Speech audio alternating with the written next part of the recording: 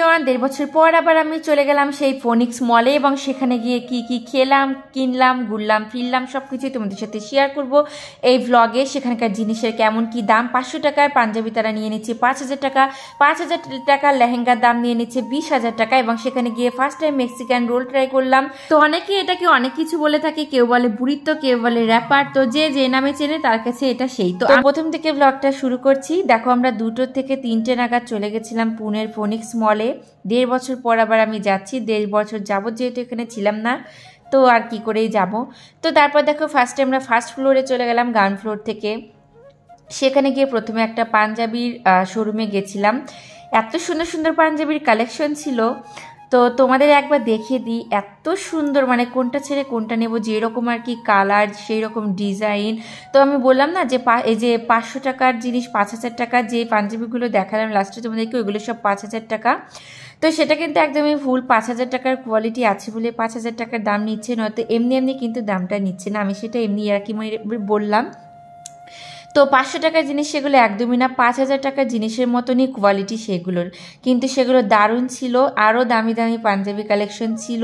But এই মলে আমরা আসি ঘুরতে আর খেতে, খেয়ে দিয়ে ঘুরে ফিরে আমরা চলে যাই ফটো টটো তুলে।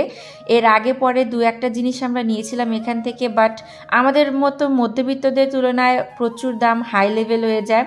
আমাদের জন্য নর্মাল যেই দোকানপাতি আছে সেগুলোই ঠিক আছে। তো এখানে আসো, ঘোরো, ফেরো, খাও, চলে যাও, টাইম পাস করো, সেইটুকুর জন্য ব্যাস। তো আমরা সেখানে গিয়ে ডোমিনোজের পিৎজা নিয়েছিলাম একটা, ফার্স্ট টাইম ট্রাই করলাম, ভালোই লাগলো মোটামুটি খেতে।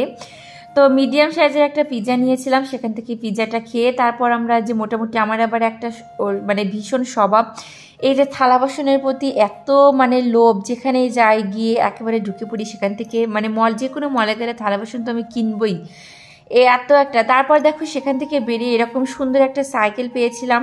এত সুন্দর একটা সাইকেল পাবো, তাও আবার ছবি তুলবো না সেটা তো একদমই না।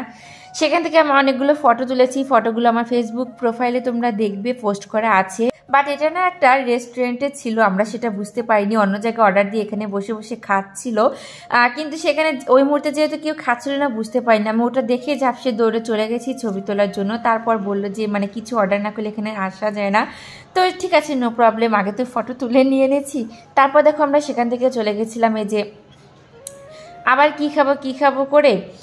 তো তোমাদের দাদাভাই একটা মেক্সিকান, আমি মানে রোল বলছি, তো আমি ভেবেছিলাম ফার্স্টে রোলের মতন করেই মুড়িয়ে দেওয়া আছে, বাট খোলার পর যা দেখলাম, মানে যা অভিজ্ঞতা হলো, এক এক দেশের খাবার এক এক রকম। বাট যেহেতু রোল হিসাবে নিয়েছিলাম, ভেতরে ছিল ফ্রেঞ্চ ফ্রাই, তারপর ছিল ফ্রাইড রাইস এবং শুধু রুটি, এইরকম। মানে আমি তো রোল ভেবে নিয়েছিলাম, তো আমার দিক থেকে বলছি এরকম রোল জীবনে খাইনি। বাট এটা কিন্তু রোল না।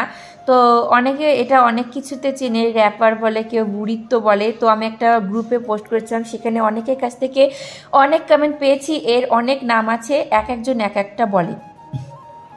তো যাই হোক, স্বাদ আর কি বলবো, রুটির সঙ্গে ভাত আলু ভাজা একসঙ্গে মিশিয়ে খেলে যেরকম একটা টেস্ট না, সেম টু সেম সেই রকম টেস্ট। যারা যারা খেয়েছো, ট্রাই করেছো, কমেন্ট করে জানিও, ভিডিও মানে কমেন্ট বক্সে তোমাদের কেমন লেগেছে সেটুকু জানিও। তো দেখো, তোমাদের একটু দেখিয়ে দিচ্ছি, এই যে এইরকম একটা নর্মাল একটা রুটি ছিল, রুটির ভেতরে পেঁয়াজ ছিল, ফ্রেঞ্চ ফ্রাই ছিল, একটু সস ফস দেওয়া ছিল, মেয়োনিজ দিয়ে।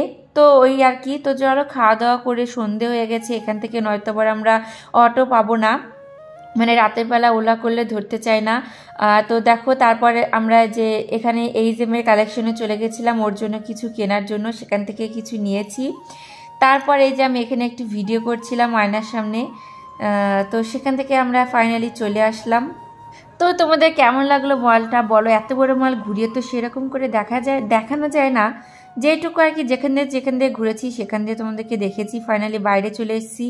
এই যে আমাদের ওলা করেছিল তার জন্য দাঁড়িয়েছিলাম, এত প্রচুর জ্যাম পড়ে গেছিলো রাস্তায়। তোমাদের একটু দেখায়, তোমরা একটু জ্যামটা দেখো, মানে কি আর বলবো, তোমরা দেখো শুধু জ্যামটা।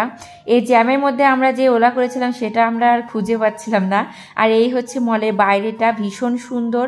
তো সেখান থেকে আমরা বাড়িতে চলে এসেছিলাম। তারপর রাতের বেলা সেদ্ধ ভাত খেয়ে ঘুমিয়ে পড়েছিলাম। আজকে ব্লগটা এটুকুই, কেমন লাগলো জানিও।